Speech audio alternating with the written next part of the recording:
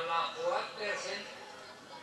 Şu işleri doğurmen, onurmen vesairelere yeterli tutup ayak üstünde duruyanlara. Suat bulan yağlı böylelerine. Yağlı üstüne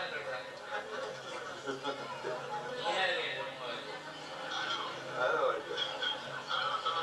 İnni buradaki hazırların